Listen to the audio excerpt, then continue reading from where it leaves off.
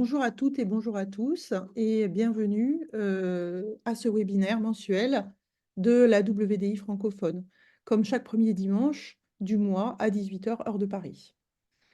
Donc, nous sommes la WDI, c'est l'organisation mondiale qui défend les droits des femmes basés sur le sexe, parce que les femmes subissent des violences en fonction de leur sexe et non pour des raisons métaphysiques qui seraient liées à un ressenti quelconque.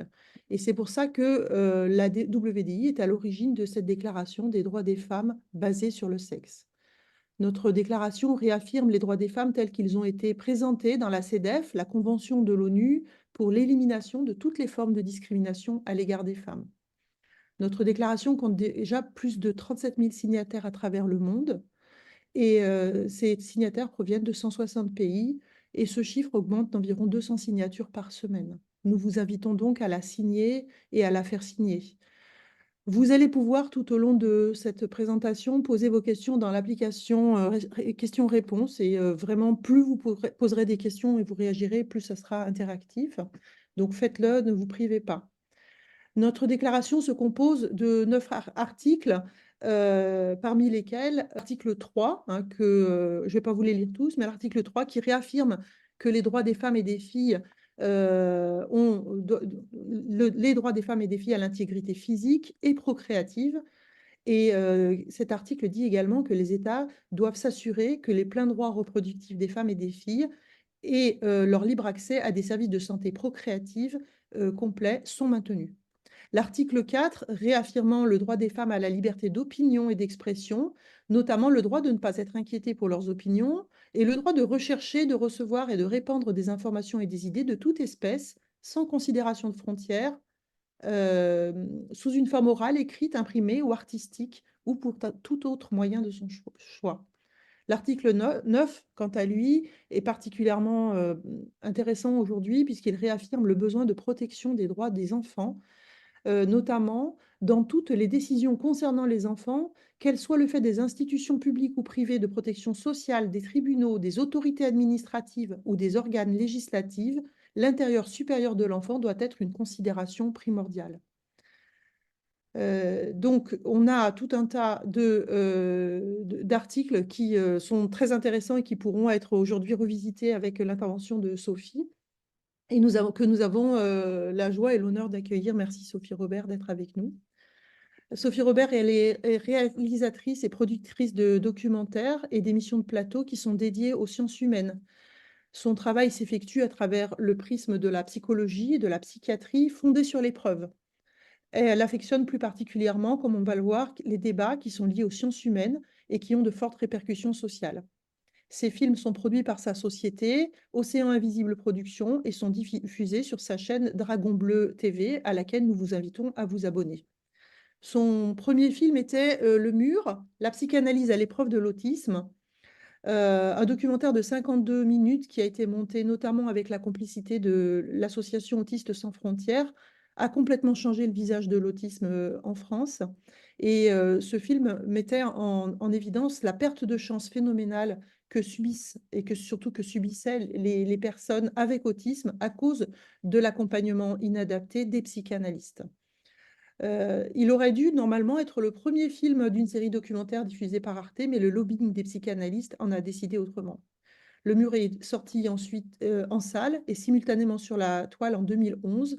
Il se répandra dans le monde entier en quelques jours, sera censuré en moins de 3 mois par le TGI de Lille, au motif que le montage aurait omis des nuances essentielles à la compréhension du discours des psychanalystes, avec pour conséquence de les faire paraître ridicules et dogmatiques.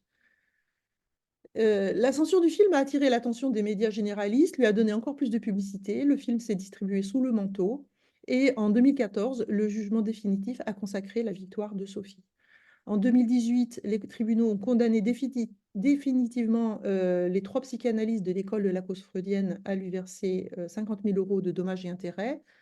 Cette somme sera utilisée pour finaliser son deuxième long métrage consacré à la théorie sexuelle des psychanalystes, qui subira à son tour une deuxième procédure en référé pour l'interdire. Par exemple, dans ce film, on avait la psychanalyste Jacqueline Schaeffer qui disait « L'inceste paternel ne fait pas tellement de dégâts, il rend juste les filles un peu débiles ». Et bien sûr, cette tentative de censure sera un nouvel échec. Le Phallus et le néant sortira en salle en janvier 2019.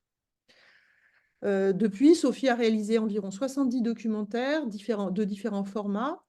11 ans après le mur, elle se concentre surtout sur des réalisations d'émissions de plateau dédiées aux sciences humaines.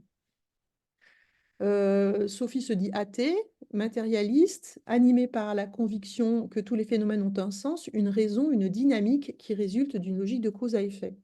Je pense qu'on pourra aussi entendre chez Sophie une femme qui se dit féministe également. Je vais donc lui laisser le soin de développer sa démarche. Je voulais ajouter que donc elle a sorti donc il y a à peu près un an le Mauvais genre, une épidémie mondiale, donc le premier opus de cette série documentaire. Qui a été distribué uniquement sur YouTube encore, hein. Et aujourd'hui, on a donc la joie de l'accueillir pour qu'elle nous présente son deuxième opus, donc Mauvais genre, un scandale sanitaire. Entre les deux, elle a quand même sorti un livre, donc elle est très occupée, hein, un livre qui s'intitule La psychanalyse est-elle une secte? Voilà, un excellent livre que je vous recommande. Voilà, maintenant nous allons passer à l'interview proprement dit. Donc bonjour Sophie, est-ce que tu peux Bonjour, Mandy. voilà, te Bonjour. présenter? Bonjour à toutes. Bonjour, je suis très honorée d'être là à nouveau. Je voulais juste compléter. La psychanalyse est-elle une secte? Anthropologie des fondamentalistes de la psychanalyse, du freudo-lacanisme. Voilà. Oui, donc j'avais eu l'honneur d'être interviewée ici il y a un an et demi pour la sortie de mon premier documentaire sur le transactivisme. Et là, donc, qui était une épidémie mondiale qui renseignait fondamentalement les bases du phénomène et l'influence en fait que c'est phénoménal que ça exerçait sur les jeunes. Et dans ce deuxième film, Un scandale sanitaire, j'étudie, je passe en revue en fait les traitements, la réalité des traitements de réassignation sexuelle, les traitements hormonaux, les traitements chirurgicaux, les bloqueurs de puberté et jusqu'à un délire, je ne vais pas tout dévoiler tout de suite, mais le délire complet des opérations de chirurgie non binaire et de nullification sexuelle qui sont prônées aujourd'hui par WPATH, l'Organisation mondiale des médecins transidentitaires en fait. Et leur émanation française. Est-ce Oui, donc est-ce oui, donc je voulais juste te dire qu'effectivement, donc ce deuxième opus de Mauvais genre, hein, donc il vient après une première approche qui était donc le caractère épidémique de la transidentité aujourd'hui. Et puis tu t'es rendu compte que tu avais beaucoup de matériaux, beaucoup de choses à dire. Et effectivement, c'est quelque chose que nous, enfin, on constate, hein, quand on commence à s'intéresser à la question, finalement, on s'aperçoit que les enjeux sont absolument incroyables, phénoménaux. Et donc, ce deuxième opus, il permet justement d'aborder cette question-là, la question vraiment de la santé des personnes qui se croient trans. Oui, on tire sur un fil et ça n'arrête pas. Ça tire, ça tire, ça tire. Au début, je vais penser aborder tous ces sujets-là et l'influence, les conséquences sociales, l'influence sur les femmes, c'est la guerre contre les femmes. Et en fait, il faudra vraiment que je fasse une longue série de plusieurs documentaires pour vraiment, vraiment renseigner tout ça. Voilà. Et donc, la propagande transactiviste, elle présente les opérations de réassignation sexuelle comme life savings, comme c'est une nécessité pour sauver la vie des enfants, des gens et sauver la vie des enfants. Donc ça, c'est délirant. Et ça a été, on parlera des études hein, tout à l'heure, mais ça a été débunké plein de fois. Et surtout, ça agit comme du gaslighting, en fait, ça agit comme un message. C'était pareil que le psychanalyste, hein. Quand j'interviewais les analysants, ils disaient, pour couper court à la conversation, ils disaient, de toute façon, ça m'a sauvé la vie. Je ne sais pas ce que je serais sans mon psychanalyste. En gros, je serais morte sans mon psychanalyste. C'est une manière vraiment de dire. Et là, c'est pareil, il y a une espèce de chape de plomb, et pour clore à tout débat, c'est ça où il meurt, en gros. Donc, j'ai voulu renseigner, montrer, en fait, mon travail, c'est de montrer ce qui n'est jamais montré, en fait. Même lorsque les gens le disent, c'est important de le dire dans les articles de journaux ou par écrit, la différence avec un film, c'est qu'on montre des images et du coup, le message, il s'inscrit différemment dans le cerveau, en fait. Il est perçu différemment. Donc j'ai fait un film simplement pour décoder en fait tout simplement, OK, ça commence par les traitements de réassignation sexuelle, donc les hormones, les estrogènes, la testostérone. Qu'est-ce que ça fait sur le corps des femmes, sur le corps des hommes? Qu'est-ce qu'on sait sur les conséquences? Et ensuite, les opérations, voilà, on enlève l'utérus, hem, on en la mammectomie et tout ça. Il y avait énormément de choses à dire. Je pensais sortir mon film il y a 1 an beaucoup plus rapidement. J'ai eu pas mal de péripéties personnelles qui fait que ça a été beaucoup plus long et compliqué. Mais en réalité, il s'est passé tellement, tellement, tellement de choses. Il y a tellement d'informations qui émergent, et avec aussi beaucoup de ce qui est très touchant et assez désespérant en même temps, c'est que les influenceurs eux-mêmes, les youtubeurs qui sont des courroies de transmission de cette propagande, ils laissent entendre, ils laissent émerger énormément de souffrances somatiques.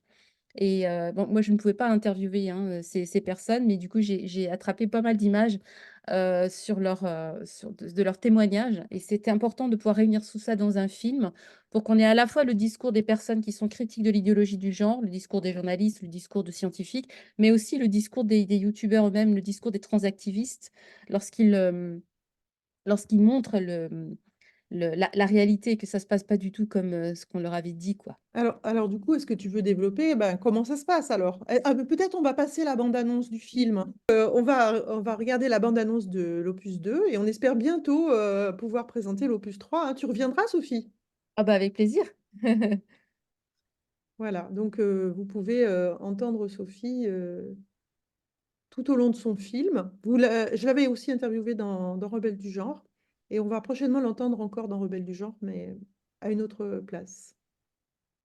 Apprendre à mettre du vernis ou savoir choisir une jolie robe, c'est bien plus que ça. Pour moi, ça a été une expérience cathartique. J'espère vraiment que je vais sortir et que tout va bien se passer par la suite et que ça va tout se refermer le plus rapidement possible, que je puisse enfin me reposer, parce que je vous jure que c'était l'expérience la plus difficile de ma vie.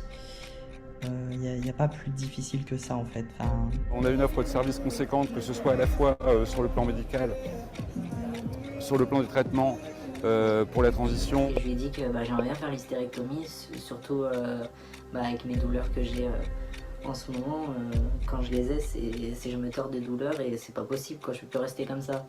Vous êtes aujourd'hui coprésidente de l'association Trans Santé. Alors, il faut le dire, aujourd'hui, il y a un congrès qui se déroule pendant 2 jours à Lyon. Il y aura des médecins, des personnes concernées, des associations qui vont évoquer notamment les nouvelles recommandations qu'on espère avoir prochainement au niveau de la France concernant justement l'accompagnement médical des personnes trans. Alors, on n'est pas malade, hein. Et là, au moment de faire la deuxième dilatation, il y a ma cavité vaginale qui est ressortie.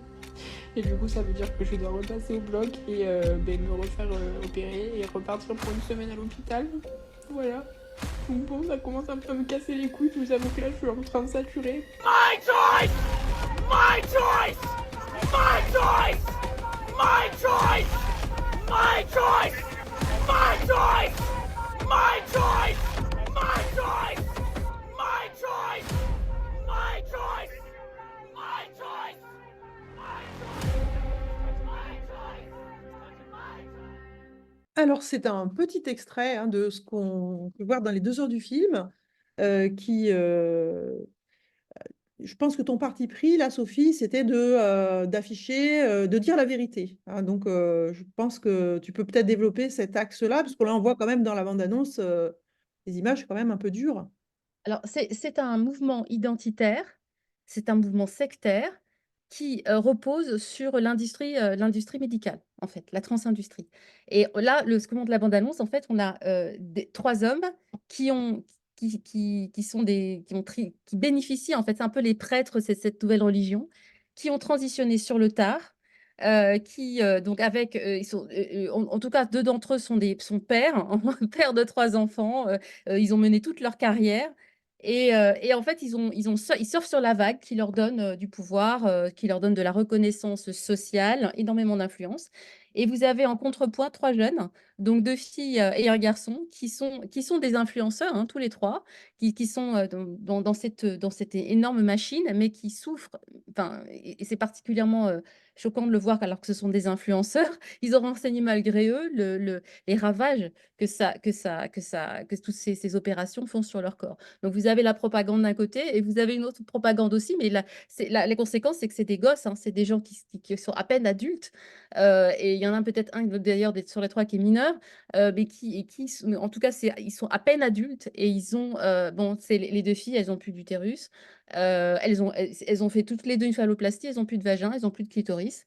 Elles ont, enfin c'est une catastrophe. Le garçon, enfin la vaginoplastie, c'est une boucherie. Voilà et il faut absolument renseigner ça. Il faut dire les choses très concrètement, comme ça doit se passer d'ailleurs dans n'importe quel type d'opération. Lorsque, en tant que patient, vous vous engagez dans un parcours médical, vous devez avoir des informations extrêmement concrètes et précises sur ce qui vous attend.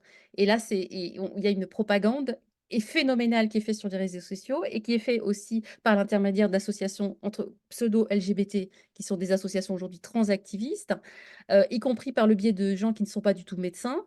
Et les gamins, enfin, il y a des taux il y a des conséquences phénoménales. Même lorsque les gens ne font que prendre des hormones, il y a toute une série de conséquences, sur, sur les problématiques cardiaques, les problématiques, bon, cardiovasculaires, des problématiques de densité osseuse, des problématiques il y a toute une des en cascade, en gros, les hormones attaquent le système reproducteur.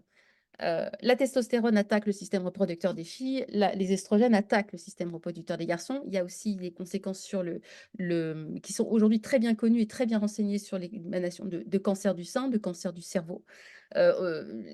Voilà, c'est ce qui est assez logique en fait. Et je montre un extrait d'interview d'un endocrinologue qui explique que, euh, en gros, le travail d'un endocrinologue dans un monde normal, c'est de dépister en fait les différentes variations et de soigner les différentes variations, d'hormones dans le corps d'une personne parce que ça peut entraîner des maladies assez graves, dont le diabète et cetera.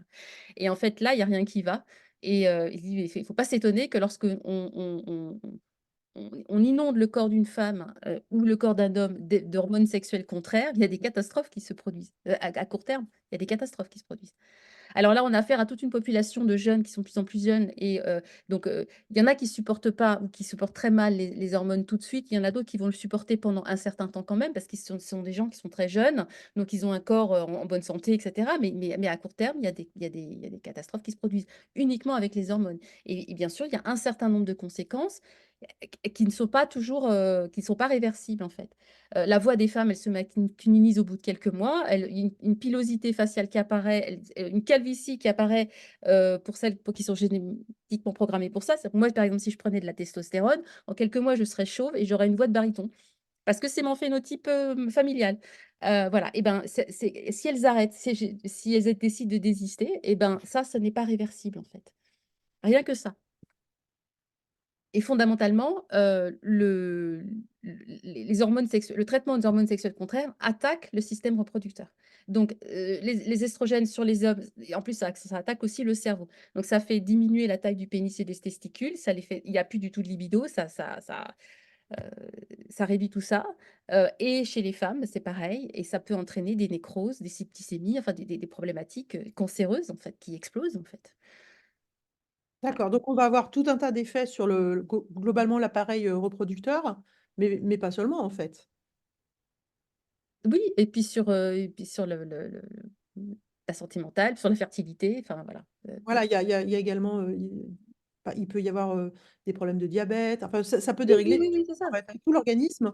Il y a aussi des cas d'ostéoporose précoce, très précoce, hein, 20 ans ou même moins.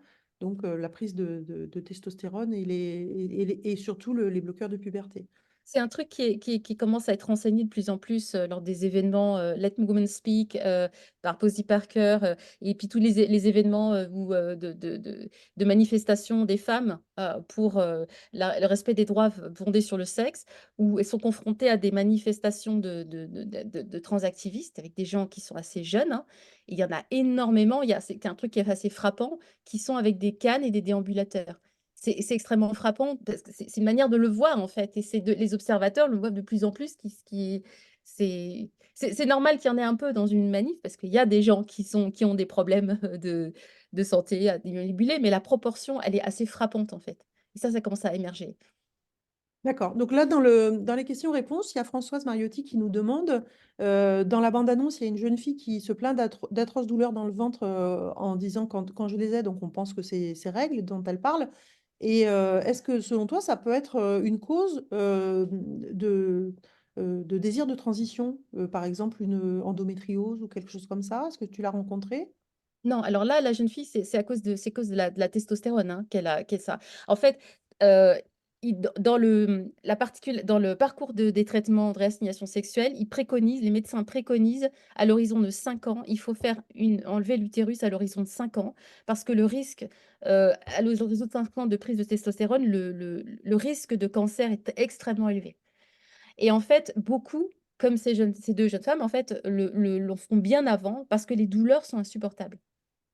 Et certes, il y en a qui alors c'est pour ça qu'on a aussi un chapitre sur les hommes enceints dans lequel tu interviens, Blandine. Ah oui. Hem, voilà, il y en a qui conservent leur fertilité. Celles qui arrivent à conserver leur fertilité, c'est parce qu'elles arrêtent le traitement aux hormones. Oui, alors pour les hormones, je peux même compléter puisqu'on a eu un témoignage d'une des transitionneuses qui s'appelle Axel, qui est le témoignage 62 dans Rebelle du genre. Effectivement, elle raconte qu'après la prise d'hormones, hein, donc elle n'avait pas de problème particulier avant la prise d'hormones, mais la prise d'hormones a déclenché chez elle ce qu'on appelle une vulvodynie, c'est-à-dire des douleurs très intenses au niveau de la vulve et du clitoris, qui étaient insupportables. Et d'ailleurs, ces douleurs complètement pas prises en compte du tout par la médecin du planning familial de Grenoble qui la suivait, qui lui envoyait les ordonnances de testostérone chaque mois après une visio.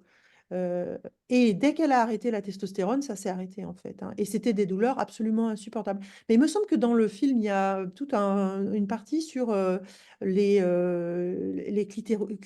excisions, on va dire le mot, hein, les excisions et les douleurs clitoridiennes. Je pense que tu peux en parler peut-être, Sophie. Oui, alors ça, c'est un des effets, de la prise de testostérone, c'est que ça fait produit ce qu'ils appellent un déclite, c'est-à-dire une croissance du clitoris de quelques millimètres à quelques centimètres, hein. Parfois, c'est une croissance assez importante. Mais c'est quelque chose qui est pas du tout, agréable visiblement pour les enfin, c'est en termes de celles qui veulent vraiment devenir des garçons se disent: «Bon, j'ai un genre de pénis qui pousse», voilà, donc c'est quelque chose qui peut satisfaire leur désir de transition.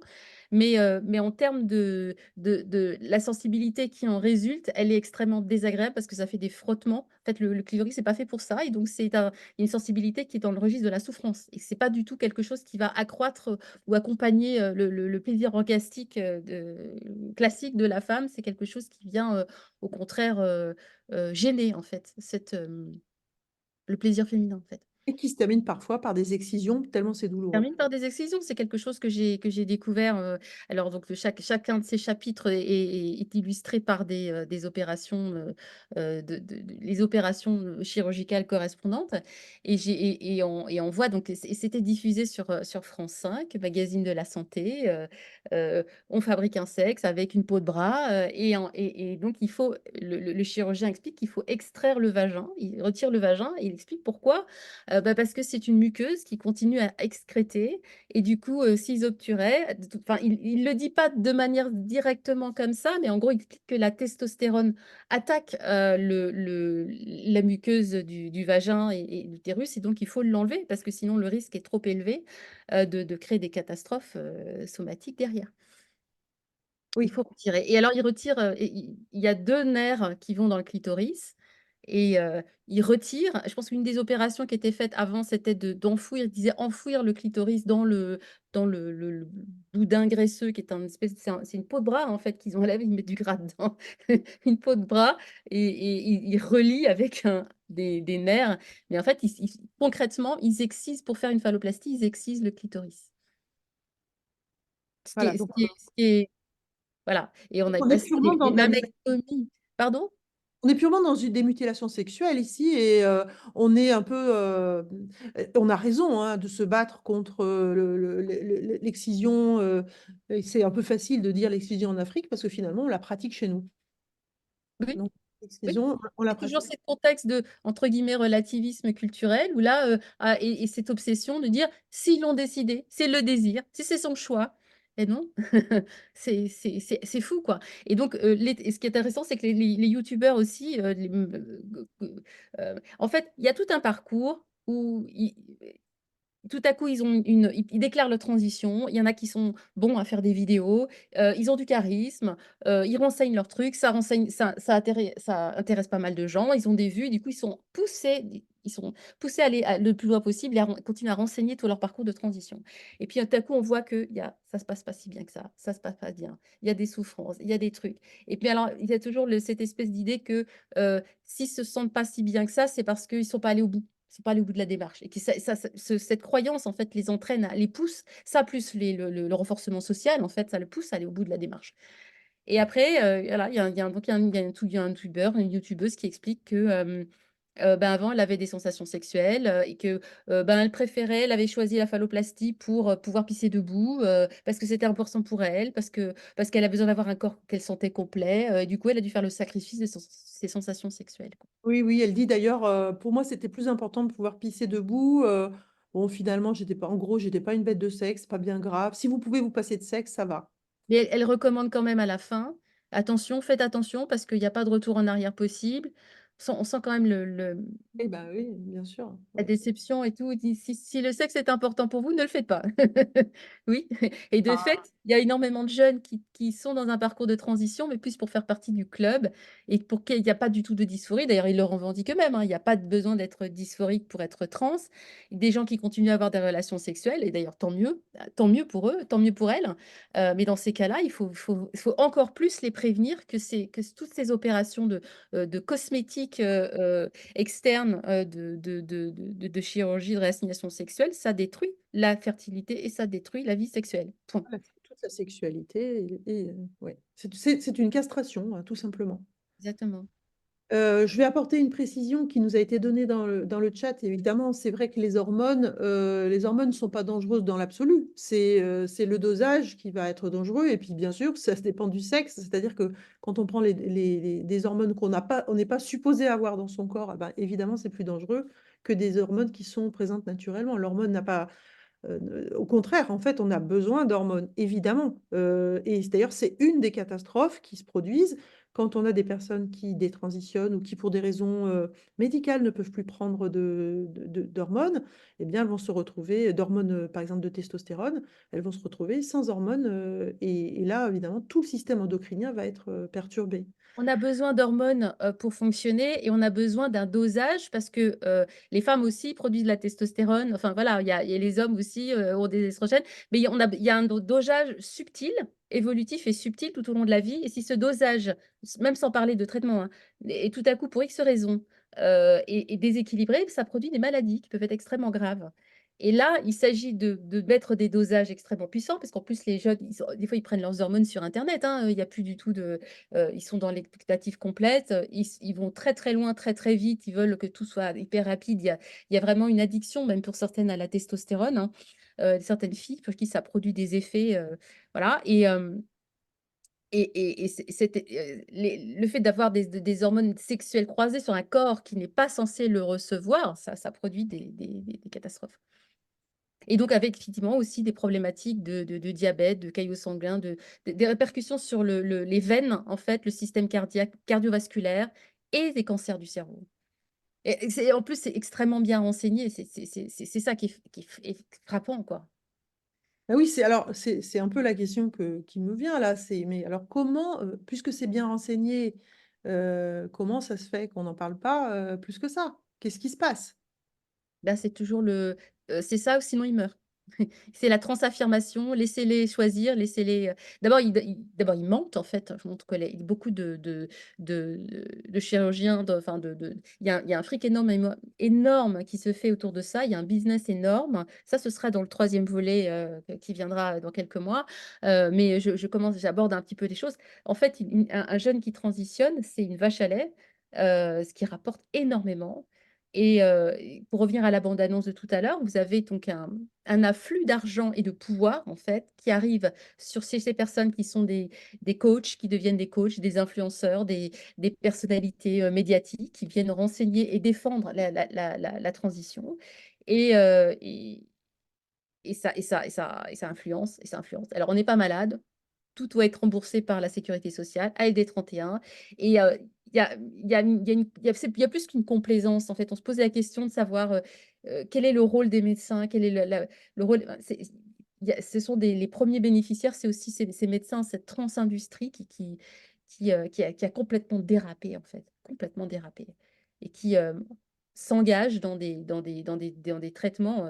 Là, on a Transsanté France, pour lequel vous avez 2 coprésidents. Vous avez Nicolas Morel-Journel, qui est le pape des réassignations sexuelles en France, hein, c'est un urologue lyonnais. Et puis vous avez Béatrice Denas, alias Bruno Denas, qui est un homme, un autogynéphile, transidentifié après 60 ans, père de 3 enfants, qui a fait toute sa carrière en tant que journaliste. Et puis tout à coup, à un moment donné, au lieu de prendre sa retraite, au lieu d'aller à la pêche, il a décidé de sortir son kick au grand jour et de, voilà. Et ces gens exercent une influence sur les pouvoirs publics qui est phénoménale, pour défendre la transaffirmation du genre. Et ils sont toujours dans une logique, toute cette rhétorique transactiviste, c'est on est les victimes, il faut absolument transaffirmer tous ceux qui en font de la demande et laisser ouvrir accès à tous ces traitements de réassignation sexuelle, sinon ils meurent, sinon ça revient à nier notre existence. Et obtenir ces traitements le plus vite possible, sans aucune restriction, quel que soit l'âge des personnes, quelle que soit leur motivation, quelle que soit la présence de comorbidités psychiatriques, de troubles du neurodéveloppement, voilà, ça ne doit pas être questionné, il faut leur donner tout de suite. Et au prix de mensonges, bien sûr, au prix de mensonges phénoménaux. D'abord, et un des plus gros mensonges, c'est de taire l'impact de l'hormonothérapie sur, rien que ça, hein, sur le corps, et de nier le fait qu'une mammectomie soit un traitement de réassignation sexuelle. Quand on dit qu'il y a il y a pas d'opération avant 18 ans, bien sûr que si, il y a des mammectomies qui sont effectuées à partir de 16 ans, et je crois même à partir de 14 ans. Mais en tout cas, c'est sûr, à partir de 16 ans. Ils considèrent que c'est tellement rien que c'est même pas un traitement de réassignation sexuelle. Aujourd'hui, il y a des filles qui se font charcuter à tour de bras dans des cliniques de réassignation sexuelle. Elles se font charcuter à tour de bras. Il y a tellement de C'est remboursé par l'ALD 31, donc c'est gratuit dans le service public. Il y a tellement d'attentes, il y a tellement de demandes que, il y a déjà 6 mois d'attente, 6 ou 8 mois d'attente dans le privé où ça va coûter dans les 8 000 € alors que c'est gratuit dans le service public. Alors, c'est un peu sidérant tout ça. D'ailleurs, dans les choses vraiment très, très intéressantes que j'ai vraiment appréciées dans le film, c'est justement ce travail, cette question de la sidération qui nous saisit en fait quand on nous dit il y a un homme qui a accouché. Et on est tellement sidéré par cette phrase qui est complètement incompréhensible que ça nous coupe en fait de notre capacité de réaction, de réflexion, etc. Et voilà, donc ce que tu dis là, c'est sidérant.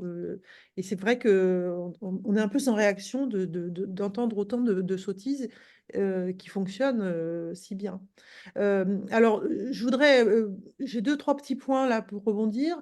Une question qui serait par rapport justement à cette question de il va suicider, tu préfères avoir un fils mort qu'une fille trans, etc. Donc, est-ce qu'on peut en parler de ça? Parce que c'est vraiment la chose qu'on entend tout le temps.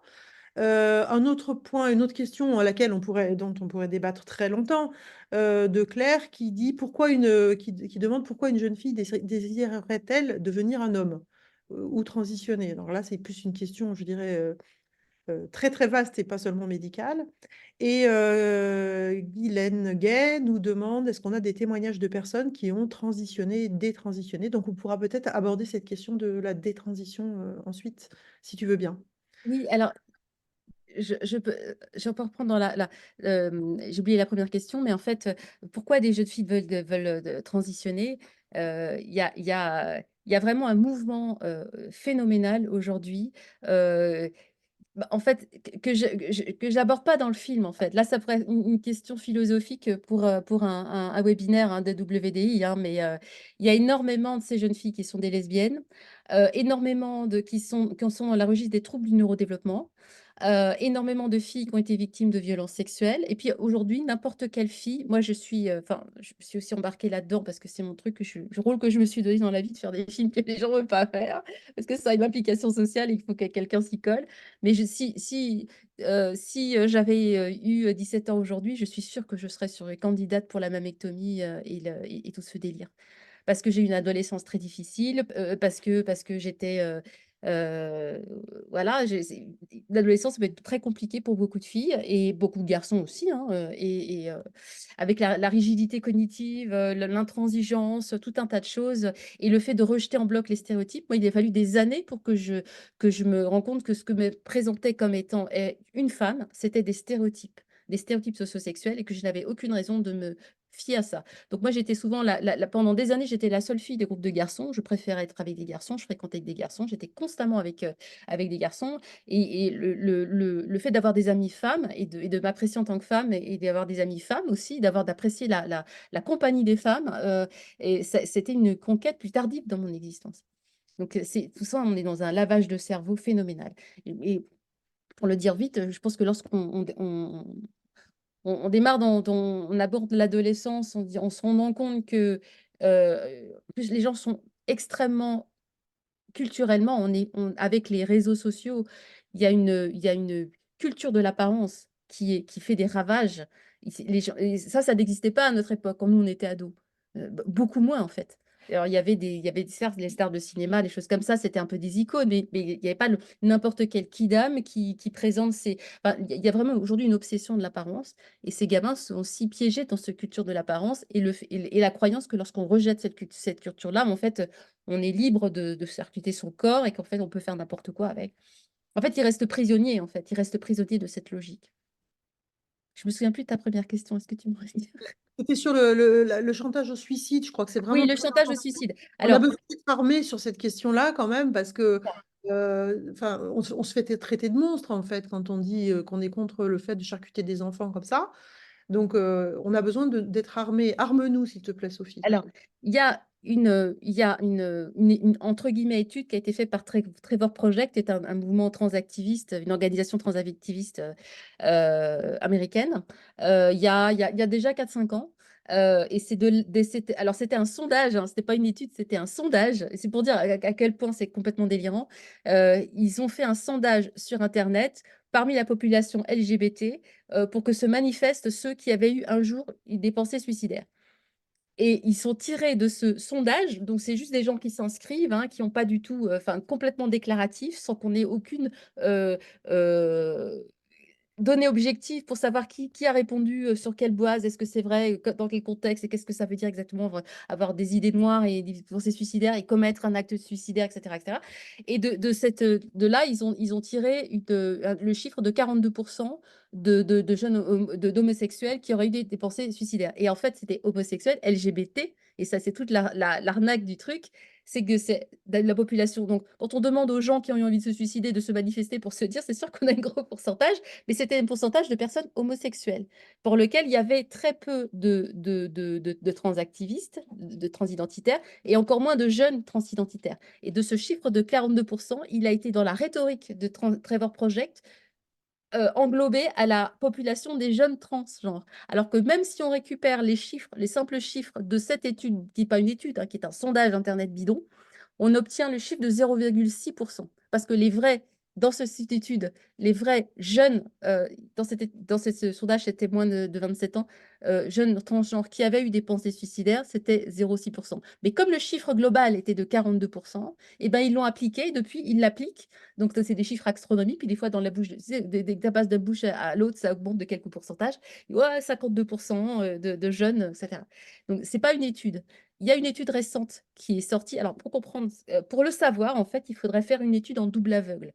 C'est-à-dire qu'en fait, et c'est un des gros problèmes des études, que ce soit celles qui sont faites par les transactivistes ou les gens qui sont critiques du genre et les gens qui se réfèrent à la science, il faudrait pouvoir avoir deux groupes homogènes représentatifs de la population qu'on étudie.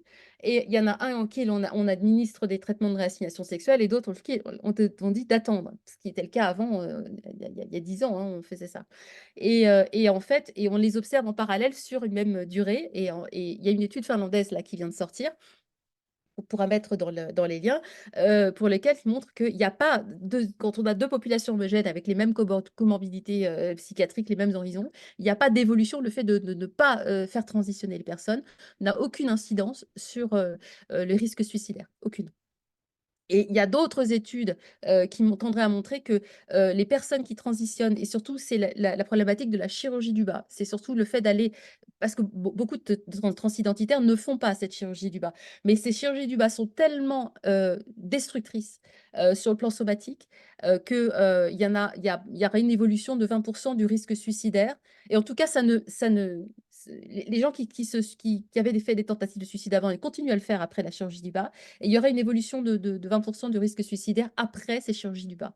Pas forcément sur l'ensemble de la transition, mais après la chirurgie du bas. Donc, en résumé, non seulement les transitions, ça sauve pas des vies, mais ça aurait plutôt tendance à générer des suicides. Oui. Et de toute façon, il y a une problématique des comorbidités psychiatriques. Qui sont ces personnes? On est dans un mouvement épidémique, hein. Aujourd'hui, c'est ce qu'explique le docteur Dechaine dans mon film, c'est qu'en fait, n'importe quelle personne avec des troubles psychiatriques, donc ce qui émerge à l'adolescence, hein, troubles chroniques, euh, euh, ils éprouvent un mal-être. En fait, quelqu'un tout à l'heure parlait de problèmes liés à la douleur des règles. Oui, ça peut être éventuellement, pourquoi pas, on peut imaginer qu'une douleur des règles puisse être à l'origine du désir de transitionner, sauf que la testostérone tout de suite fait encore plus mal. Mais bon, mais il y a plein de choses, et notamment un mal-être lié à une situation d'anxiété, à une bipolarité émergente, à une schizophrénie émergente. Il y a 50, je sais plus, mais il y a beaucoup plus de personnes schizophrènes dans la société, ce qu'on ne sait pas, hein, parce qu'on n'en parle jamais, hein, mais que de personnes autistes. Les troubles n'ont rien à voir, mais n'empêche qu'il y a parmi nous, dans la population, il y a des tas de gens qui sont dépressifs, qui sont anxieux, qui sont bipolaires, qui sont schizophrènes, etc., qui ont des troubles psychiatriques. Et il y a aussi des personnes qui ont des troubles du neurodéveloppement. Et notamment des personnes autistes, des personnes TDAH, des personnes 10, et puis des combos, hein, parce que souvent c'est un peu à millefeuille, hein, les personnes. Et donc toutes ces personnes-là, et particulièrement à l'adolescence, à la préadolescence, se posent des questions sur qui je suis, dans quel étagère, pour des tas de raisons très différentes les unes des autres. Notamment les filles autistes ont des problèmes d'interoception et de proprioception, c'est-à-dire qu'il y a, les filles et les garçons, hein, il y a des problématiques pour identifier clairement ces sensations corporelles. Et il y a des problèmes de connexion en fait nerveuse. Et puis il y a enfin, que l'adolescence est plus longue, elle est plus tardive. Alors ça dépend des gens, parce qu'on parle, il y a différentes formes d'autisme, il y a un spectre extrêmement large, mais c'est très marqué chez certaines personnes. Vous avez chez les filles TDAH aussi ce sentiment, on voit chez les TDAH ce sentiment aussi de décalage social. Et il y a une addiction à la testostérone qui peut s'observer, enfin une addiction aussi des fixettes neurodéveloppementales sur je veux transitionner, je veux changer de sexe, je veux être l'autre et je le veux tout de suite, je le veux tout de suite. Et il semblerait que en fait, ce désir, se dire gender free, d'être happé par cette mouvance transidentitaire, ça touche plein de gosses aujourd'hui. Mais c'est une pensée, c'est un mouvement, c'est un truc comme d'autres faisaient des tatouages, des piercings, s'habiller en goth, avec des phases, voilà, des phases. Et chez les jeunes neurotypiques, bah, ils ont une phase, ils se le disent, c'est dans la tête, ils vont adopter un certain vocabulaire, allez. Et puis ça va passer. Chez les jeunes neurotypiques, c'est une phase, ça passe. Ils ne vont pas forcément passer à l'acte, en fait. Et le problème, c'est que chez les jeunes qui ont des troubles du neurodéveloppement, ils vont être beaucoup plus concrets, en fait. à se dire je suis une fille, je préfère avoir les cheveux courts et grimper aux arbres, je préfère la compagnie des garçons, je me reconnais pas dans les Barbies. Moi, j'ai jamais joué à la poupée, alors je trouvais ça gnangnan, mais bref, je me reconnais pas là-dedans, donc je dois être un garçon. Et une fois qu'ils sont embarquées dans ce truc, elles ont beaucoup plus de mal à revenir en arrière parce qu'il y a le manque de flexibilité cognitive qui fait que voilà. Et donc, ce sont des victimes extrêmement. Et puis, ils vont moins questionner le sous-texte de tout un tas de discours. Ils ont tendance à prendre au premier degré tout ce qu'on leur dit, quoi. Et c'est comme d'habitude, ces jeunes avec un handicap, quel qu'il soit, qu'est-ce que soit l'origine de ce handicap, sont les premières victimes de ces expérimentations terribles, quoi. Et moi, je n'arrête pas de me penser que les nazis, les vrais nazis, parce que nous sommes traités de nazis, hein, mais les vrais nazis, la vraie extrême droite, son obsession, c'est de stériliser tous les déviants.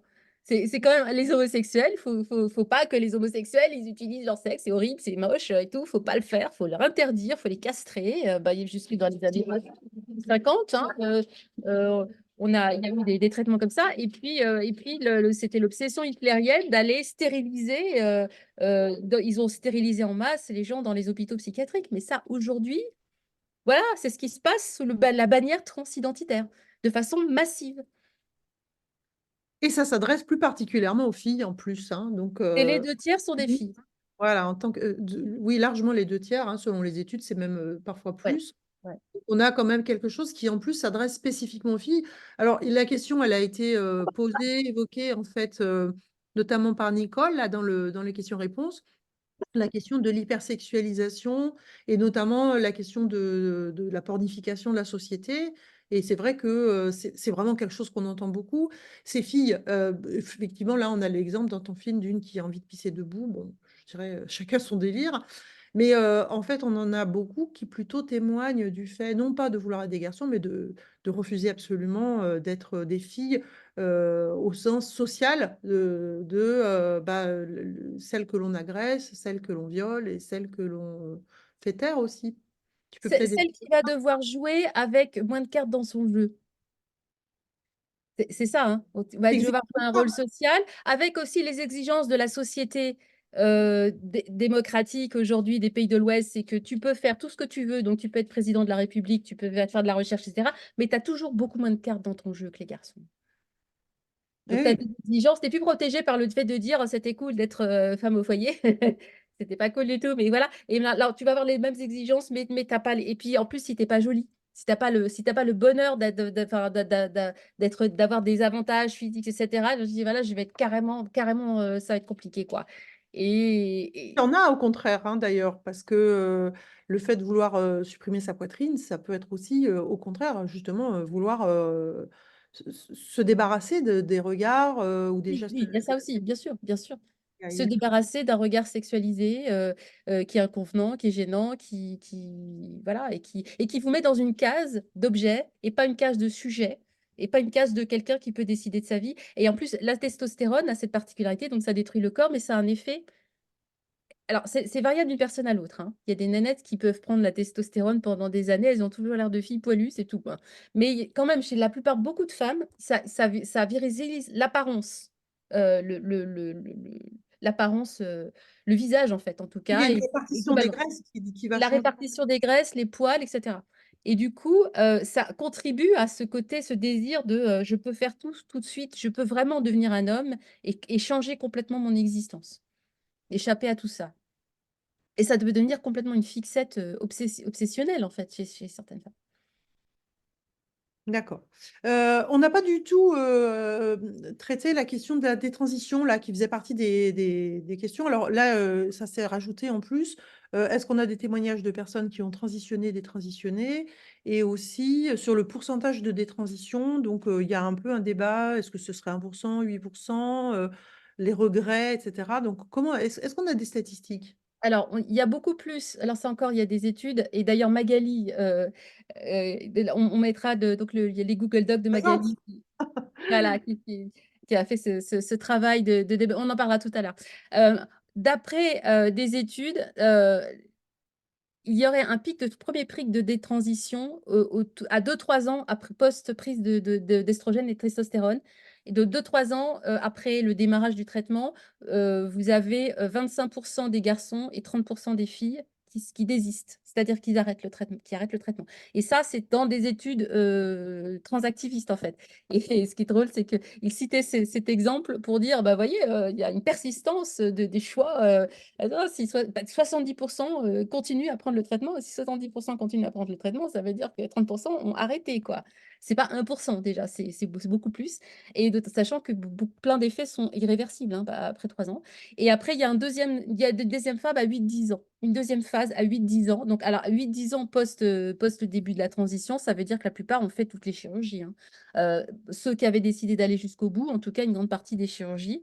Et alors, j'ai pas voulu traiter ce sujet dans Mauvais genre numéro 2 parce que déjà, il y avait beaucoup de choses à dire vraiment entrer dans le détail des traitements avec tout ça. Et en fait, le sujet de la détransition a déjà été traité, même en France. Le peu de films mainstream qui ont été faits sur la détransition.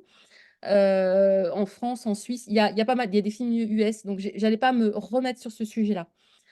Par contre, j'ai filmé plusieurs des transitionneurs, des interviews Zoom qui vont être montées bientôt. J'ai interviewé notamment Daniel Black et Stacy, enfin différentes personnes qui ont des garçons, des filles qui ont fait les transitions complètes et avant de se rendre compte que c'est une fraude totale qui détruit leur santé en fait. Hein. Et donc j'ai réalisé un certain nombre de ces interviews. J'ai également interviewé Stella O'Malley. Et ce sera monté plus tard dans un autre film. J'ai pas la place pour faire ça dans ce film Mauvais genre, qui est déjà 2 heures, c'est assez long. En tout cas, moi, ce que je peux dire pour avoir interviewé des transitionneuses avec le podcast Rebelles du genre, c'est que les filles qui transitionnent et avec lesquelles j'ai parlé sont dans un tel état de souffrance au moment où elles prennent cette décision qu'elles ne sont pas du tout en mesure d'entendre des arguments qui iraient dans l'autre sens, c'est-à-dire des arguments rationnels. On est dans un niveau de souffrance psychique qui est de souffrance terrible, c'est terrifiant. C'est souvent des vies qui sont complètement à l'envers, enfin, donc des violences, etc. Et on leur vend l'idée que leurs problèmes vont cesser quand elles seront devenues des hommes. Hein, c'est vraiment ça. Et elles se raccrochent à ça comme à une bouée, euh, parce qu'elles sont dans un état de souffrance terrible. Et au lieu de chercher des solutions avec elles pour leur souffrance, notamment soigner leur trauma, faire un accompagnement social de tout ça, ben on va médicaliser et en fait on les emmène dans une voie sans issue dont elles ne ressortent pas toutes vivantes, hein, manifestement, et souvent avec des conséquences terribles sur leur corps. Et puis le traitement hormonal, c'est la voie royale pour le traitement chirurgical. Enfin, les 2 peuvent se faire conjointement parce que les seins, ils partent très vite, hein, mais pour le parcours des femmes en transition. Mais c'est surtout que, pareil, un homme, enfin, je veux dire, une femme ou un homme, en fait, un homme sous estrogène, son pénis ne fonctionne plus, en fait. Il se raccourcit, il fonctionne plus. Donc, à un moment donné, il se dit: «Je fais pas trop de sacrifices en allant plus loin, en faisant une vaginoplastie». Et on parlera aussi des enfants, les enfants sous bloqueur de puberté. Quand la puberté est bloquée, il y a pas du tout de développement sexuel. Il y a pas du tout d'imprégnation, il y a pas de puberté, il y a aucun développement sexuel. On fabrique des enfants eunuques. D'accord. Alors, pour avoir vu le film, je vois de quoi tu parles, mais est-ce que tu peux développer? Tu veux expliquer un peu? Oui, alors, le scandale des bloqueurs de puberté. En fait, tout ça, ça sort en fait, pendant très longtemps, les personnes qui étaient en désir de transition, c'est-à-dire qui exprimaient une incongruence entre leur corps et leur identité, plutôt un rejet en fait, ça c'était même pas ça, c'était parce que la revendication d'être de l'autre identité, ça c'est un truc très transactiviste, très actuel. C'était plutôt le rejet de leur corps sexué, quelle qu'en soit la raison, et que c'était ce rejet avec résistant, ils finissaient par transitionner, pour rare mon truc quand les traitements curatifs n'avaient pas fonctionné, ils finissaient par transitionner à l'âge adulte. Donc, c'était des corps adultes et parfois, souvent d'ailleurs, franchement adultes, enfin, voire sur le tard dans leur existence, comme c'est parfois encore le cas aujourd'hui. Et en fait, ce mouvement transactiviste, en fait, je pense qu'il engage des choses tellement coûteuses sur le plan personnel de l'engagement, parce que il y a, pour valider en fait la démarche des personnes, ils cherchent à engager le maximum de monde, le maximum d'enfants, le maximum de plus en plus jeunes. Et c'est très récent, en fait, ça date c'est très récent, ça date d'il y a une dizaine d'années. Il y a une étude qui a été faite, qui était faite en Hollande, qui s'appelle le Dutch Protocol.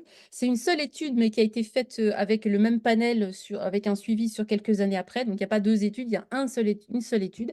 D'ailleurs, entre parenthèses, dans le monde médical, quand vous faites une seule étude qui n'est pas répliquée, ça ne vaut rien. Quand on cite une étude qui n'est pas répliquée, ça ne vaut strictement rien.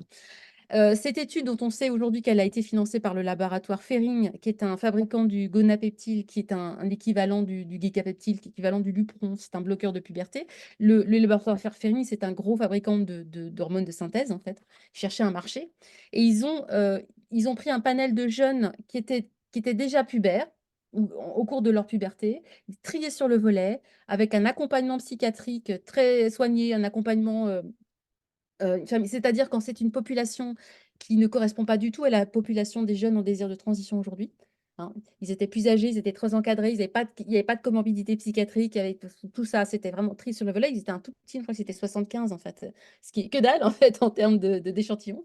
Et ils les ont accompagnés et ils ont déduit à l'issue de cette étude que les bloqueurs de puberté avaient eu un impact favorable sur leur épanouissement. Alors, il y a des problèmes méthodologiques phénoménaux. Cette étude, elle est mesurée sur un laps de temps très court de quelques années, mais enfin de 1 an, 2 ans, c'est ridicule.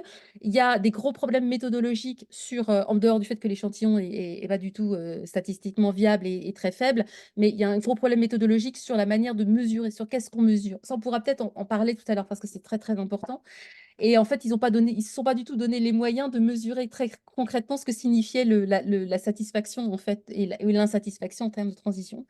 Il y a un gros problème dans toutes ces études transactivistes sur le taux de suivi. Parce que quand vous avez un échantillon à la base, vous devez avoir le même échantillon à l'arrivée. Et il y a énormément de gens qui partent en cours de route, ce qui fait qu'en fait, on mesure des effets sur les gens qui sont restés, sans se soucier du tout de ce qu'il est advenu des personnes qui ont quitté l'étude en cours de route. Et traditionnellement, dans les études transactivistes, il y a énormément de pertes. Alors, pour être honnête, dans toutes les études qui sont faites, il y a toujours un problème de suivi, de pertes. Et on considère qu'en dessous autour de 5%, ça peut aller, mais que 5% sur un échantillon extrêmement vaste, ça va. Quand vous avez un échantillon qui est ridicule à la base, 5%, ça a beaucoup plus d'impact. Et c'est fréquemment dans les études, disons, comme de puberté, mais les études sur les transactivistes en général, vous avez 20 à parfois 80% de pertes. 80% de pertes. C'est-à-dire qu'à la fin, il ne reste plus que 7 personnes dans l'étude et en plus des problèmes méthodologiques énormes faut se donner les moyens de mesurer des choses. Donc en fait, les bloqueurs de puberté, c'est sur cette étude, une seule étude qui est bourrée de fraude, etc., que toute la transindustrie s'est arc-boutée pour mettre en place les bloqueurs de puberté, pour considérer que dès lors qu'un enfant, une personne qui avant la puberté est engagée dans un désir de transition, il faut lui donner des bloqueurs de puberté.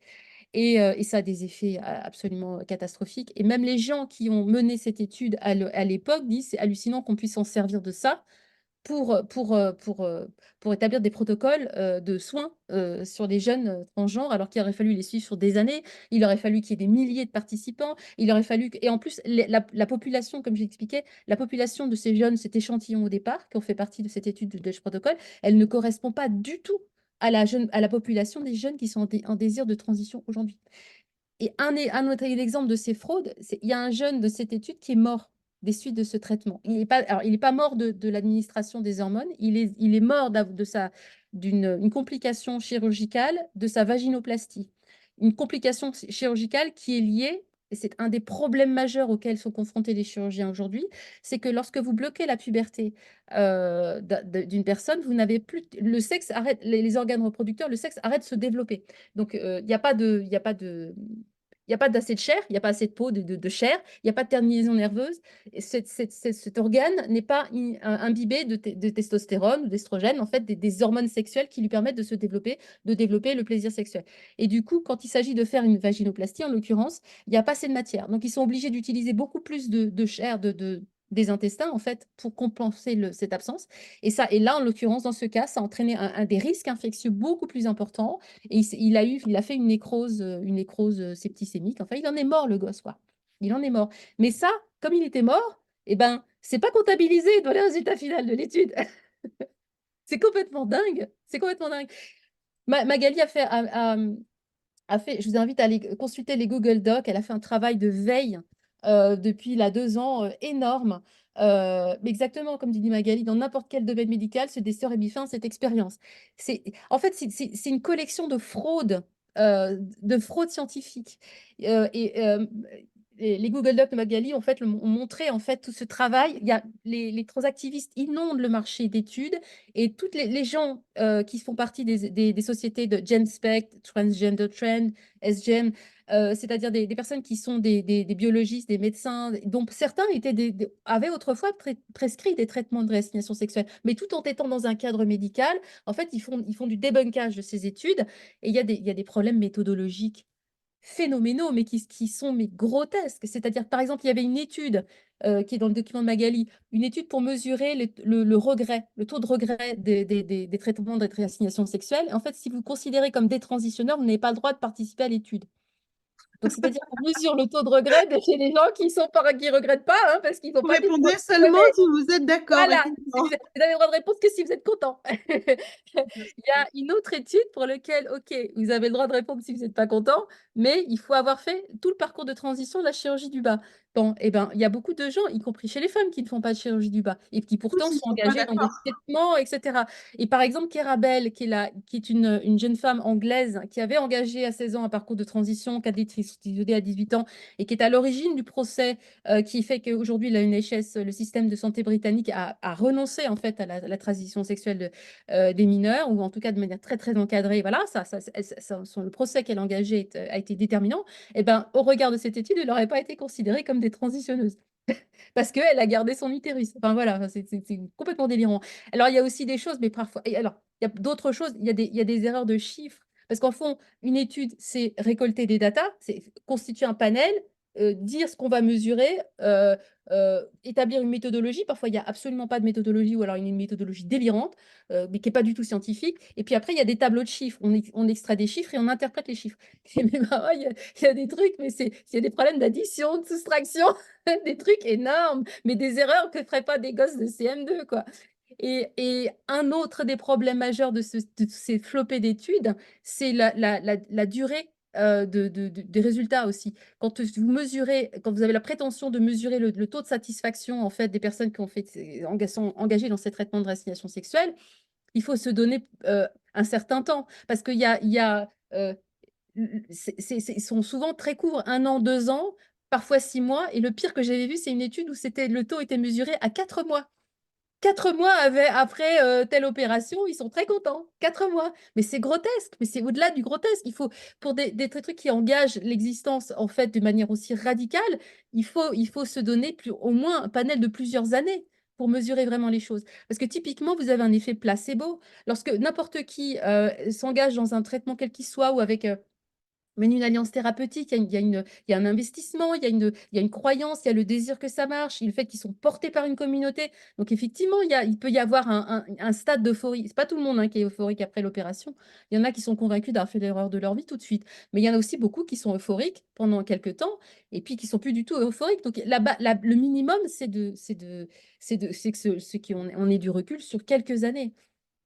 Et en mesurant tout le monde, et en mesurant les gens que tout le monde à l'origine de l'étude soit interrogé à la fin, pas les militants qui veulent que l'étude réussisse. Vous voyez ce que je veux dire? À propos des études scientifiques, je crois que Ghislaine, elle avait une petite vidéo à nous passer pour justement parler de la méthode scientifique, qu'est-ce qui fait qu'on peut considérer qu'une étude est valable et dans quel cas on éclate de rire plutôt. Donc Ghislaine.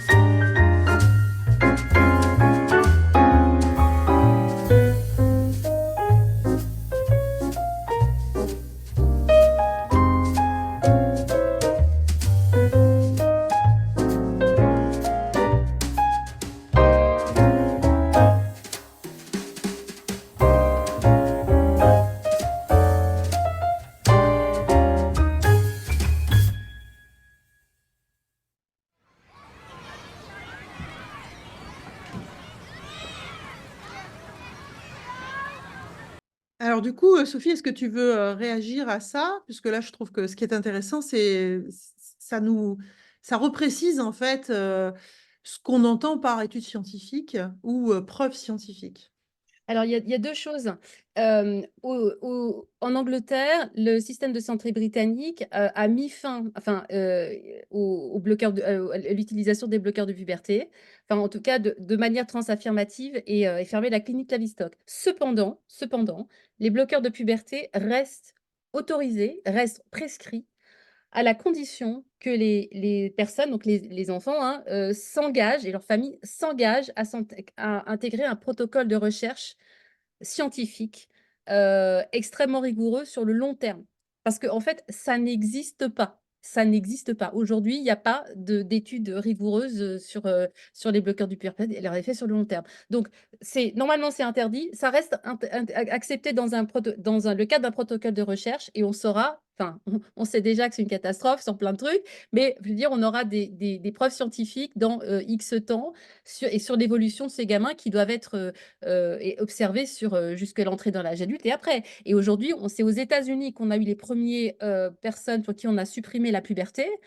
Et d'ailleurs, le chirurgien aux cheveux roses dans mon film dont je mets des extraits d'interview, il dit pas, il dit bien, voilà, c'est des personnes dont on a supprimé la puberté. C'est quelqu'un qui est un transactiviste, hein. Il fait son beurre et sa vie et sa notoriété en faisant des phalloplasties, vaginoplasties. Et il dit, c'est une catastrophe. Enfin, il dit, il vaut mieux ne pas le faire. Il vaut mieux pas faire de vaginoplastie. On est confronté à des choses il n'y a pas assez de tissu pour travailler. C'est extrêmement dangereux sur le plan médical. Et de toute façon, et Marcy Bowers, le patron de WPAP, dit pareil, il y a pas on fabrique des gamins qui sont asexués, complètement asexués. Donc on est au-delà des chirurgies qui sont extrêmement destructrices sur le plan sexuel. On a affaire à des personnes qui sont asexuées.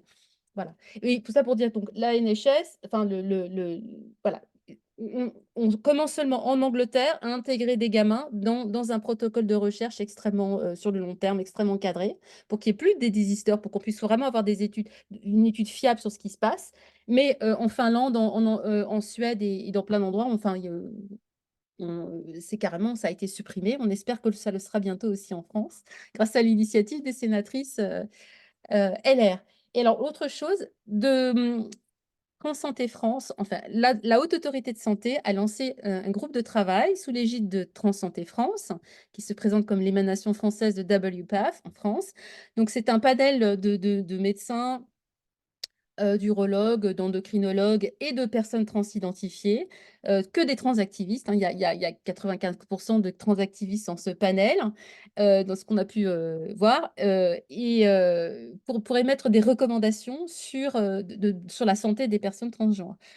D'après les bruits de couloir que j'ai pu obtenir, en fait, déjà, ils devaient remettre, ils ont lancé ça fait 1 an qu'ils ont lancé leur groupe de travaux. Ils devaient le remettre, ils ont reporté plusieurs fois. Ils sont très, très emmerdés, à mon avis. Donc, les gens de la Haute Autorité de Santé se sont rendus compte qu'ils s'engageaient dans un truc extrêmement risqué pour leur réputation.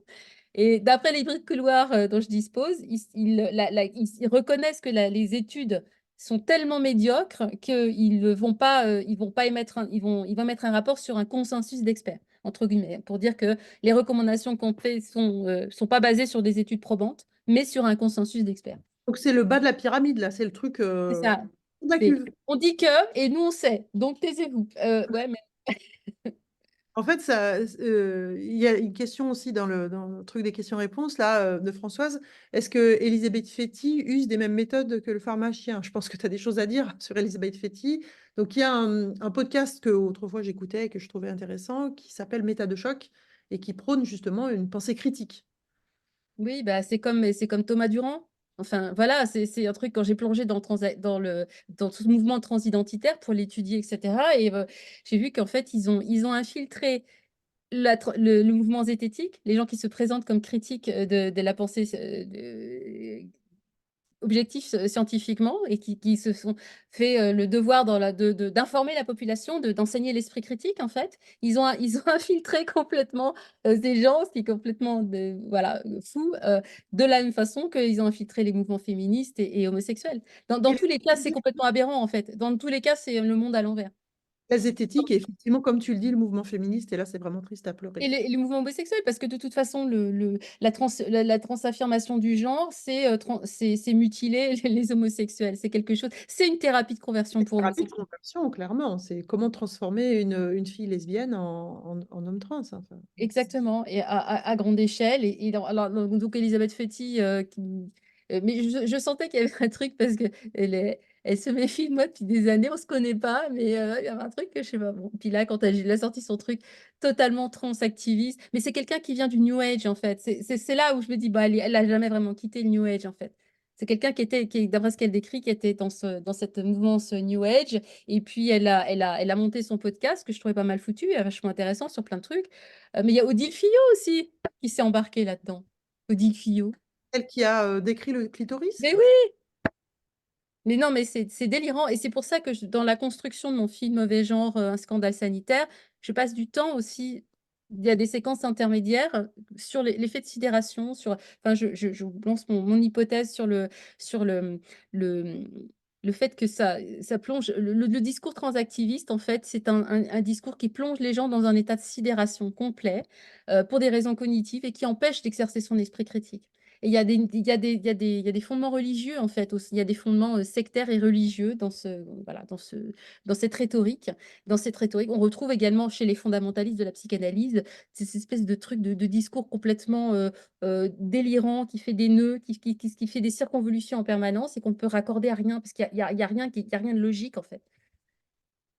Et du coup, voilà, ils sont des croisés. Ce sont plus des gens qui pensaient, ce sont des croisés. De la même façon qu'un paquet de féministes aujourd'hui sont engagés corps et âme dans les droits des hommes en jupe, hein, qui doivent supplanter tout le reste parce que ce serait l'apologie du féminisme. Et pareil pour des homosexuels qui considèrent que bloquer la puberté de tas de jeunes homosexuels, c'est formidable. Et en faire des énigmes et des faux hétéros, c'est formidable.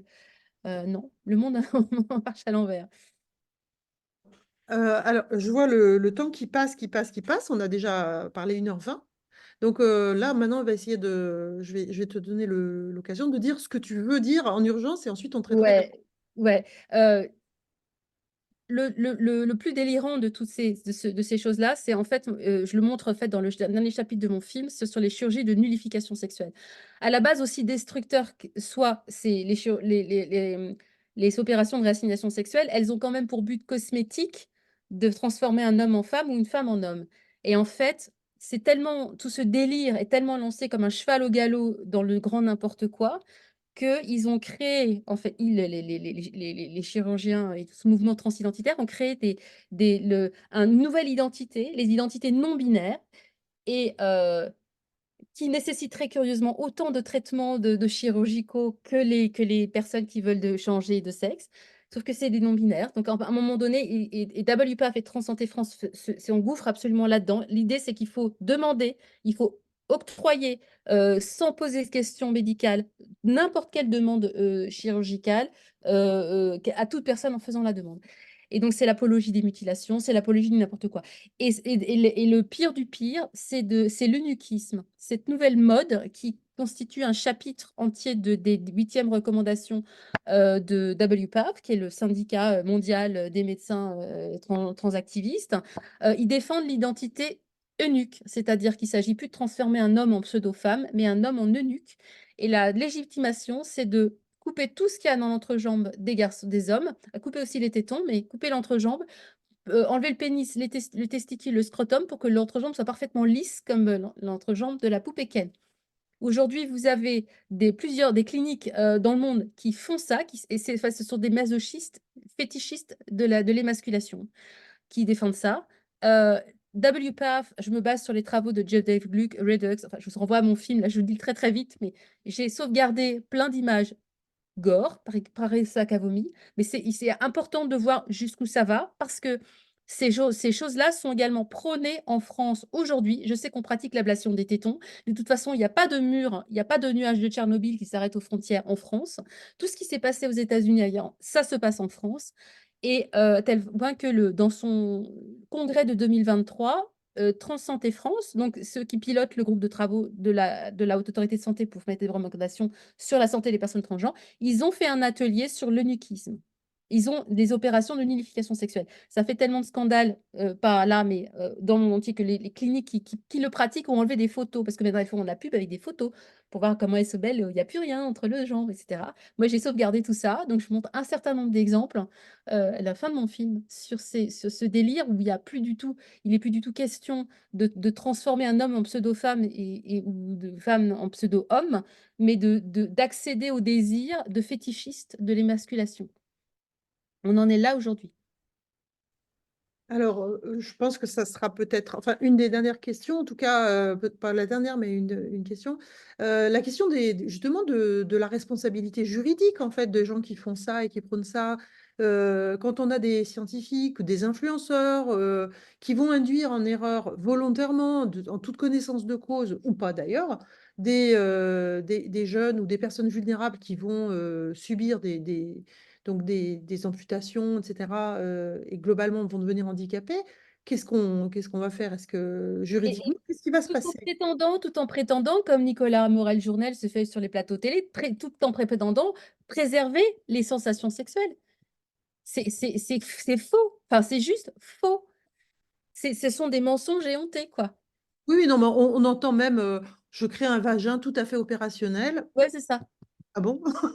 Comme si elle On était est dans russe. un autre monde. Non, non, il n'y a rien qui va. Il n'y a rien qui va, il n'y a rien qui est logique, il n'y a rien qui tient. Alors, il y a un certain nombre de procès qui sont en cours dans le monde entier, dans le pays anglo-saxon. Il y a un certain nombre de procès aussi en cours en France aujourd'hui.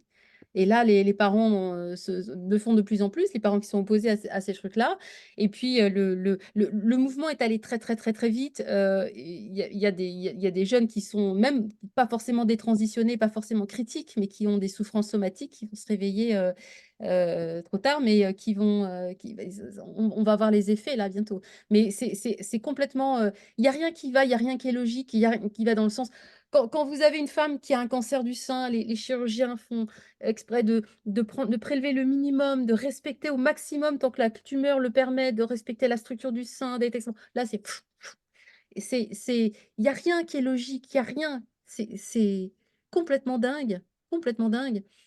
Alors que tous les effets, par exemple, de tous l'androtardile et tout ça sur le cerveau, vous avez une augmentation x5, x10, x20 de risque de faire des cancers du cerveau. Alors, ils disent, ah oui, mais c'est des cancers bénins. Excuse-moi, j'ai un cancer du Du cerveau cerveau. bénin. Un cancer du cerveau bénin. Non, c'est pas un glioblastome, c'est un méningiome, c'est pas pareil. Non, mais ils sont. Non, mais C'est délirant, c'est cancer du cerveau délirant. bénin, et là, il y a un petit oxymore quand même, hein, je pense, hein. Ouais, ouais, ouais, Bon, En fait, c'est un mouvement de bully, c'est un mouvement religieux, les gens sont en sidération. Il y a aussi beaucoup, moi j'estime que maintenant il faut ouvrir sa gueule. Il y a une complicité passive. Il y a une complicité passive du monde médical. C'est extrêmement choquant. Rien ne se passe selon les clous. Vous êtes une jeune femme aujourd'hui de 20 ans. Vous voulez réclamer une ligature des trompes. Vous allez vouloir vous opposer au médecin. Vous allez défendre votre beefsteak. Et c'est pas sûr que ce soit accepté. C'est très compliqué pour une jeune femme aujourd'hui parce qu'elle a 20 ans, on ne sait pas ce que vous allez penser dans 30 ans, et c'est pas faux d'ailleurs de dire, voilà. Par contre, des jeunes de 8 ans disent, ils sont informés sur les risques d'infertilité, mais quand on a 12 ans, on n'a pas envie d'avoir des gosses, on est incapable de se projeter dans ça. C'est complètement délirant. Donc, la plupart des jeunes, même lorsqu'ils sont informés sur le fait que les traitements vont les rendre infertiles, ils ne prennent pas la précaution de préserver leurs gamètes. La d'accord. plupart ne le font pas. Donc, et puis, un enfant ne peut pas consentir à ce genre un enfant ne peut pas consentir. L'enfant ne Donc, peut déjà, il n'y a pas pas de que consentement consentir. possible dès lors qu'il s'agit d'un enfant. En médecine, on peut faire des traitements invasifs, voire dangereux, violents. Bah, typiquement, les traitements contre le cancer, hein, c'est des traitements qui détruisent un peu le corps. Ils détruisent les tumeurs, mais c'est pas fait du bien. Enfin, ça peut rendre stérile, ça peut rendre plein de choses. Mais c'est fait pour sauver la vie des gens. Mais là, c'est concrètement, c'est sûr, c'est vrai. Et on est fondé en fait à avoir des traitements invasifs et destructeurs dès lors que la balance bénéfice-risque, elle est largement en faveur du bénéfice. Là, ça n'a rien à voir avec ça. On est dans le délire complet. Et puis maintenant, l'unification, rien. Pour moi, c'est vraiment la cerise sur le gâteau qui démontre la supercherie dès le départ. La supercherie du concept d'identité. Quand vous êtes. Maintenant, il y a des gens qui se prennent pour des chats, des chiens, des animaux, voilà. Alors maintenant, Désenchantée. Pardon? Et des amputés. Ah oui, c'est des trans, Ah oui, oui, oui, qui sont des coupés une trans jambe. handis. C'est-à-dire, je suis valide, mais j'ai une identité d'amputé, donc vous devez me couper les jambes. J'ai vu le cas avec Il y a une des gens qui se personne font. aveugle qui s'est fait C'est ça, c'est ça. museler. Ils trouvent des docteurs Mengele qui acceptent de le faire. Voilà. Alors maintenant, bah, Sophie, je crois que là, on va arriver au bout. Malheureusement, on ne pourra pas traiter toutes les questions. Il y en a quelques-unes, mais je crois que tu as quand même plus ou moins abordé les thématiques qui sont posées. Alors maintenant, on est bien remonté, on est bien énervé. Qu'est-ce qu'on fait? Comment est-ce qu'on peut t'aider? S'il te plaît, dis-nous, Sophie, qu'est-ce qu'on peut faire? Ben, diffuser mes films partout. Ils sont disponibles en accès libre sur YouTube pour ça. Il faut informer les gens. La première chose à faire, c'est d'informer les gens, informer les élus, informer un maximum, hein, parce qu'évidemment, les médias, soit les médias sont ignorants, enfin, font l'omerta, soit ils font de la publicité pour le versant transactiviste. Mais là, comme disait Magali l'autre jour, la chambre à air est crevée. Là, le truc est en train de se dégonfler. Il y a vraiment un mouvement de fond qui bascule dans l'autre sens. Donc, il faut informer les gens. Globalement, les gens ne veulent pas être méchants vis-à-vis des trans, bien sûr, et ils ont raison. Mais du coup, ils se font complètement berner par un mouvement qui est complètement sectaire et qui détruit des jeunes qui l'embarquent. Donc, il faut informer sur la réalité des traitements de réassignation sexuelle. Et puis, j'ai mis un lien Hello Asso parce que l'argent, c'est un peu le nerf de la guerre aussi. On a tous besoin de sous. Mais moi, enfin, voilà, c'est extrêmement difficile de travailler, de vivre quand on s'intéresse à ces sujets-là qui vous coupent tous les robinets de tous les côtés. Donc, Hello Asso Ninsun Project. Le lien est sur YouTube, sur le Dragon Bleu TV, sur sur la page de mon film, là, Mauvais genre, un scandale sanitaire. Et je vous invite à donner. C'est des justices des impôts. Et ça fait. Ça permet de tenir le cap. Voilà. Et je vous en remercie beaucoup. Voilà, parlez-en aussi à vos élus, parlez-en à vos Oui, députés, c'est ça. parlez-en à vos sénateurs, parce que c'est eux qui votent les lois, c'est pas nous, mais nous, on les élit, hein, donc ils ont quand même une responsabilité vis-à-vis de nous et vis-à-vis des enfants. La zététique et la réaction, ils font l'autruche. Ils font l'autruche. Ils Bon. m'ont bloqué. Ils veulent pas entendre parler. C'est exactement les mêmes réactions. Qu'est-ce qui est la différence entre un homme blanc grimé en noir qui se fait prétend être noir avec un homme qui prétend être femme, et ça les fait disjoncter complètement, et de toute façon ils font les autruches. Ils refusent catégoriquement d'en parler. Bon, bah, C'est comme écoute, ça que ça se passe. Sophie, on arrive à la fin de ce webinaire. Merci à toi, Sophie. Merci à toutes les participantes et les participants. Notre prochain webinaire aura lieu le 5 mai. Vous allez recevoir, comme d'habitude, une invitation par mail. Cette vidéo, donc ce webinaire sera monté en vidéo et ensuite diffusé sur YouTube. Vous recevrez également le lien par mail. Vous pourrez, s'il vous plaît, le diffuser. Et vous pouvez retrouver toutes les vidéos de nos webinaires. Aujourd'hui, c'était le 30e, je crois, sur le WI, la chaîne YouTube WDI francophone ou Nous Femmes. Et je vous rappelle, s'il vous plaît, que vous pouvez signer et partager la Déclaration des droits des femmes basée sur le sexe sur notre site womensdeclaration.com, tout attaché. À dans un mois. Merci à toutes et merci à tous.